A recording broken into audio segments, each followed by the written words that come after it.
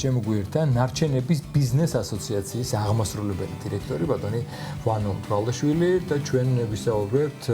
როგორ უნდა მოხდეს სპეციფიკური ნარჩენების შეგროვება, მათი გადამუშავება და მართო ასევე სულ მალე გაიხსნება საწარმო ბათუმში, რომელიც ნარჩენ საბურავებს გადაამუშავებს. დილომშვიდობისა ბატონო, მადლობა მობრძანებისათვის. დილამშვიდობისა, მოგესალმებით, მივესალმებით თქვენ მაყურებელს. მადლობა მოწვევისთვის. მეტად საინტერესოა ეს თემა, იმიტომ რომ ყველას აწუხებს ნარჩენები და აი ნელ-ნელა სასიკეთო ძრებია, ჩვენ ვთქვით რომ საწარმოებს იხსნება, თუმცა სანამ საწარმოზე მივალთ, ეს უშუალოდ საბურავებზე იქნება და ბათუმში იხსნება, ამოდაც ვისაუბრებთ. აი როგორ უნდა მოხდეს სპეციფიკური ნარჩენების შეგროვება და რა არის საჭირო, რა სიახლეები, რა ძრებია ამ კუთხით. მინდა პირველ რიგში გითხრათ, რომ ზოგადად სახელმწიფოში ხორციელდება მნიშვნელოვანი რეფორმები ამ მიმართულებით და ერთ-ერთი მნიშვნელოვანი პროექტი რეფორმა, ესე ვთქვათ, სწორედ გახლავთ ის პროექტი, რომელსაც მე წარმოვადგენ, ეს არის წარმოების გაფართოებული ვალდებულების ინსტიტუციის დამკვიდრება ჩვენ ქვეყანაში, კერძოდ ბიზნესში უშუალოდ, ანუ ცალკე აღებული კომპანიები, რომელიც დაკავებული არიან ისეთი პროდუქციის იმპორტით, რომელიც შემდგომში უკვე როგორც ნარჩენი, სპეციფიკური ნარჩენი ხდება, ისინი ვალდებული არიან უკვე ამ ნარჩენის შეგროვება გადამუშავებაზე რიზონ, ანუ ჩავთვალოთ თუ წინადლების პრაქტიკა იყო ის, რომ ბიზნესი ზოგადად აფილირდებოდა, ასოცირდებოდა ძირითადში უფრო ამ მიმართულებით, თქვა გარემოს დაცვის საკითხებთან დაკავშირებით, როგორც რიგ ნაწილში თქვა დამაბინძურებელი, დღეს ის გამოდის აქტორი, ესე ვთქვა, ძირითადი სუბიექტი, რომელიც ახორციელებს ამ პროცესის წარმართვას. ჩვენ რეალურად ხო დღესდღეობით ჩვენი ასოციაცია სამი ნარჩენის სპეციფიკური ნარჩენის მიმართულებით, ისეთი როგორც არის ნარჩენის საბურავი, ნარჩენი საავტომობილო ინდუსტრიული ზეთი აკუმულატორი, ამ მიმართულებით ჩვენ ახორციელებთ ესე თქვა ამ ნარჩენის შეგროვებას, გადამუშავებას, თუმცა რა თქმა უნდა არის ასევე კიდე რამდენიმე სპეციფიკური ნარჩენი, რომელსაც ჩვენი პარტნიორი ორგანიზაციები ახორციელებენ. რა თქმა უნდა, ამ პროცესში უდავოდ მნიშვნელოვანი როლია გარემოს დაცვა და სოფლის მეურნეობის სამინისტროს, რომელთანაც და ეს თქვა ჩვენი თანამშრომლობის სწორედ აი ამ პროცესის ესე ვთქვათ წარმატებით განვითარებას განვახორციელებთ. რეალურად მაგალითად ხო ან ძირითადი საკითხი, აი მაგალითად რა ვთქვათ თქვენ იგივე თქვენი მაყურებლისთვის ალბათ მნიშვნელოვანი საინტერესოა ესეთ სპეციფიკური ნარჩენი, როგორც არის საავტომობილო და ინდუსტრიული ზეთი, რომელიც წლების განმავლობაში რა თქმა უნდა ესე მინდა გითხრათ რომ მისი შეგროვება ხორციელდებოდა რა თქმა უნდა არალეგალურად, ეს ვთქვათ შავი ბაზრის პრინციპიდან გამომდინარე და ხდებოდა მისი დაცვა სადგურებში, ოჯახის პირობებში ძირითადში, ხო ეს წარმოვიდგინოთ, ეს არის უდიდესი ზიანი გარემოს დაცვის, ეკოლოგიისთვის, რა თქმა უნდა ადამიანის ჯანმრთელობისთვის, იმიტომ რომ წარმოვიდგინოთ 1000 უფრო მეტად დამაბინძურებელია ეს ნარჩენი, ვიდრე ვთქვათ მაგალითად საწვავის, როგორც არის ბენზინი, დიზელი. ანუ წარმოვიდგინოთ მასშტაბები რასთან გვაქვს საქმე. ჩვენ შემთხვევაში, რა თქმა უნდა, ჩვენ წლის და არა მხოლოდ ჩვენ სხვა ორი MGV ორგანიზაციას ალბათ სადღაც 3000 ტონის ფარგლებში ამ ნარჩენს ვიღებთ და ვახორციელებთ მის კანონშესაბამის გადამუშავებას. დიდი ნაწილი გადის ექსპორტზე ევროპაში, იმიტომ რომ სამწუხაროდ ეს ინფრასტრუქტურა გადამამუშავებელი ამ ნარჩენის ქვეყანაში არ არის, თუმცა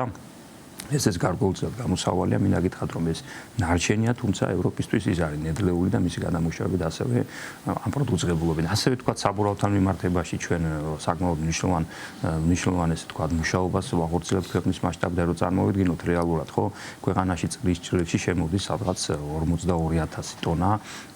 საბურავი, ახალი მეორადი მნიშვნელობა არ აქვს, რომელიც პერიოდულად რაღაცა უნდა თქვა ნარჩენი ხდება. ჩვენი ჯგუფი მაგალითად კონკრეტულად აი 9 თვის განმავლობაში პირველი 9 თვე რო ავიღოთ, სადაც 3000 ტონა გვაქვს ეს ნარჩენი შეგროვებული, მისი დიდი ნაწილი გადამუშავებულია, თუმცა რა თქმა უნდა აქაც პრობლემა გახლავთ ის, რომ გადამუშავებითი სიმძლავრეები ზოგადად ქვეყანაში არ არსებობს და ეს სწორედ ჩვენი გადაწყვეტილებაც ამ მიმართულებით ამის მაგალითი იყო, იმიტომ რომ რაღაცა ნაწილს ჩვენ ვაბარებთ ესე ვთქვათ კასპში ცემენტის ქარხანაში, ხანიორი ჯორჯიას საწარმოს, ამათ დიდი მადლობა მათ ამისთვის. ისინი ახორციელებენ შემდგომ მისგან ენერგიის აღდგენას, ანუ ალტერნატიული ენერგეტიკული წყაროა, თუმცა დიდი ნაწილი რჩება გადაუმუშავებელი. ამიტომ რა თქმა უნდა ძირითადი გამოწვევა თქვათ დღეს მიმდინარე ეტაპზე, ანუ ის რომ ნარჩენი გროვდება ქვეყანაში და ფაქტიურად გარემო არ ნაკლებად ბინძურდება, მოდი ესე ალბათ სწორი გამოთქმა იქნება და შესაბამისად ბუნებაში არ ხდება ეს ფაქტია უდაოდ,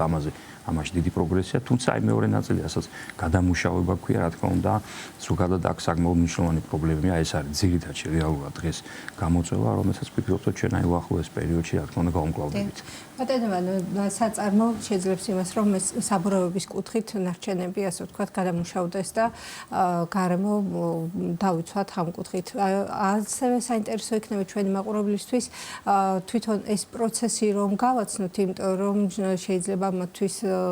ასეთ წარმოდგენა შეიქმნას, რომ მისი გადამუშავება გარემოსთვის, ჯანმრთელობისთვის სახიფათო და საზიანო შეიძლება იყოს. ავხსნათ თუ შეიძლება თუ როგორ ხდება და რამდენად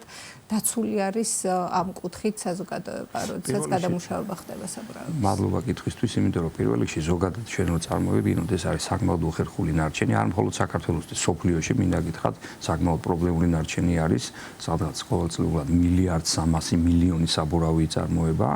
და მხოლოდ მისის 30%-იც არ გადამუშავება ხდება. შემდგომ ის რომ ნარჩენად გარდაიქმნება, ანუ წარმოვიდგინოთ, სოფლიოსაც უჭირს, სოფლიოს წარმატებულ ქვეყნებსაც უჭირს მისი გადამუშავების პროცესი. და ხშირ შემთხვევაში ის არის დასაწყობებული როგორც ნარჩენი, რაღაც გარკვეული ტერიტორიებია გამოყოფილი, მათ შორის შეერთებულ შტატებში, სხვა ქვეყნებში და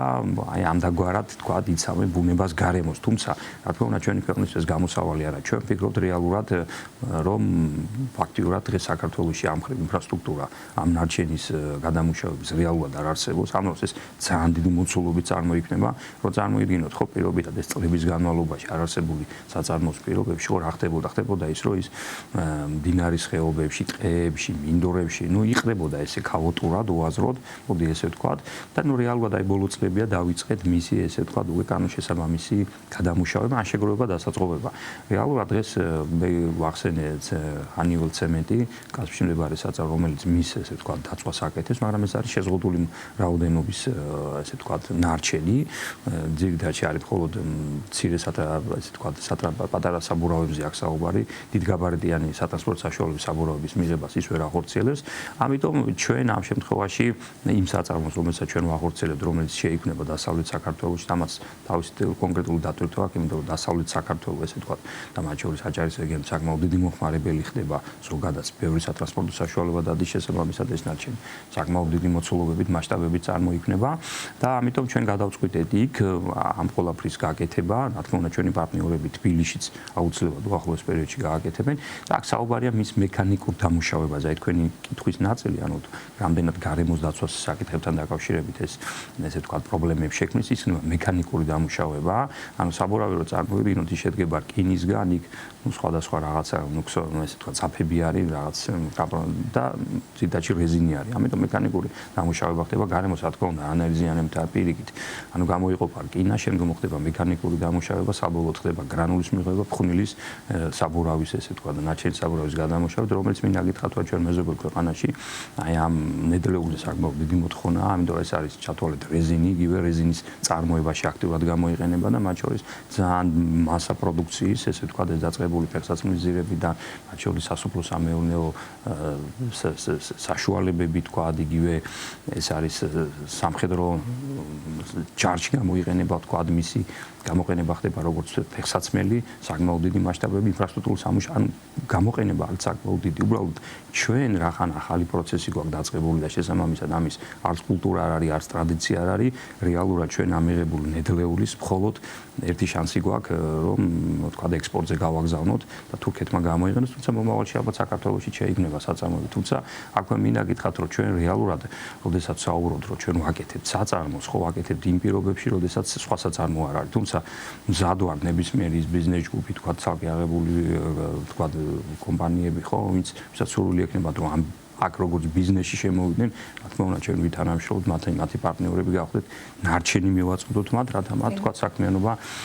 განახორციელოს. ანუ ზოგადად ხო ეს თემა თავიდან ბოლომდე არის ჩვენი ევროკავშირთან დაახლოების ერთი დიდი ნაწილი, იმიტომ რომ გარემოსდაცვის საკითხები ხო, ეს მნიშვნელოვანი ესე თქვა თემა არის, რომელიც სწორედ ამ პროცესის თამდევი არის და თავისთავად ასევე ჩვენი ქვეყანა როგორც ქვეყანა, რომელიც ტურიზმის ხაბად ყალიბდება ზოგადად და გარდა ამისა, განვითარებული ვითარდება ჩვენი ქვეყანა ბევრი მიმართულებით და შესაბამისად, რა თქმა უნდა, ეს მიმართულება, რასაც ნარჩენების, სპეციფიკური ნარჩენების არ მხოლოდ ამისი სწორი და ესე ვთქვათ, კანონშესაბამისი მართვაა საჭირო, ეს ფაქტია და ეს, რა თქმა უნდა, ეს პროცესი დაწყებულია ეტაპობრივად მიდის და ჩვენ ყოველ შემთხვევაში ჩვენ ვცდილობთ ჩვენი მოგზაურობული წვლილი შევიდანო და აქ რა თქმა უნდა ყველაზე დიდი კონტრიბუცია აი ამ მთელ საქმეში არის ის, რომ არის ბიზნესი ჩართული, ის უშუალო თავისი ძალისხმევით, თავისი ფინანსური რესურსებით ახორციელებს ამას და რა თქმა უნდა სახელმწიფო ყავს როგორც პარტნიორი, რომელიც ამ გზაზე ყველანაირად უწყობს ხელს სამრეობის განვითარებას. საკითხი ასე თუ ისე მოგვარდება, ხომ თავისთავად ამ საწარმოს მეშვეობით, მაგრამ რაც შეეხება იგივე აკუმულატორი ახსენეთ, ზეთი ახსენეთ, პლასტიკატები, პლასტმასი და ასე შემდეგ, რომელიც ასევე დიდი მოცულობით არის ხომ ქვეყანაში, როგორ ხდება ამ ყველაფრის მართვა? მე პირველ რიგში მინდა გითხრათ, რომ აი პლასტიკატი ახსენეთ თქვენ, ხო, მათ შორის პლასტიკატზე, დამუშავებულ პლასტიკატზე, ბოთლების ესპედის ბოთლებიდან მასა ძალიან დიდი მოცულობა, რის გარშემო სხვადასხვა სახელმწიფოს ასევე საკმაოდ მნიშვნელოვანი პროექტების დაწყება აქვს განზრახული. ამ ნარჩენზე ძალიან დიდი მოთხოვნაა, ნარჩენ ნედლეულზე, ნედლეულზე წარმოედინოთ მისი უბრალოდ ესე დაშრედერება, დაქუცმაცება, ხო? ძალიან დიდი მოთხოვნილებაა, სხვათა შორის გამოიყენება ძალიან დიდ, ესე ვთქვათ, ანუ ეს ნარჩენია და ბოჩოში ჩვენთვის ნაგავი თორე რეალურად ვთქვათ, ხო, ის ქვეყნები, რომელსაც წარმოებები, მრავალმხრივი წარმოებები, მათ შორის ტექსტილის წარმოება განვითარებული ვთქვათ, და არა მარტო ტექსტილის სხვადასხვა წარმოება, ეს მისგან მიღებული პროდუქციის გამოყენება ხდება ძალიან დიდი მასშტაბებით. და მაგალითად ჩვენ რო გქონდეს დღეს რეალურად საშუალება წვდომა ამ ნარჩენებზე, რომ ამის სეპარირებული შეგროვება საჭირო, ხო, თურქეთი ნებისმიერ მოცულობას გაიტანს დიდი სიამოვნებით, ფულსიხლის რა თქმა უნდა, ამაში ეს არ არის, ესე ვთქვათ, უფასო პროექტი. ანუ რეალურად ამის დიდი პერსპექტივა არსებობს უახლოეს პერიოდში, რომ აი ეს პროცესი ჩაერთოს, თუმცა აქ საჭირო არის ჩვენნაირი კომპანია, წარმოებლის გაფართოებული ვალდებულების ორგანიზაციები დაფუძნდნენ სამწუხაროდ ჯერჯერობით ეს ტექნიკური რეგლამენტი არ არის მიღებული აი ამ ნარჩენებთან დაკავშირებით, თუმცა ის ნარჩენები, რაზეც ჩვენ ვსაუბრობთ, თქვა იგივე ზეთან მიმართებაში, აქ რეალურად ეს და იგივე აკუმულატორი გაცილებით მარტივი მოგვარებადი პრობლემაა, იმიტომ რომ აკუმულატორი ძირითადად ტყვია არის, რო წარმოვიდგინოთ, რომელსაც საკმაოდ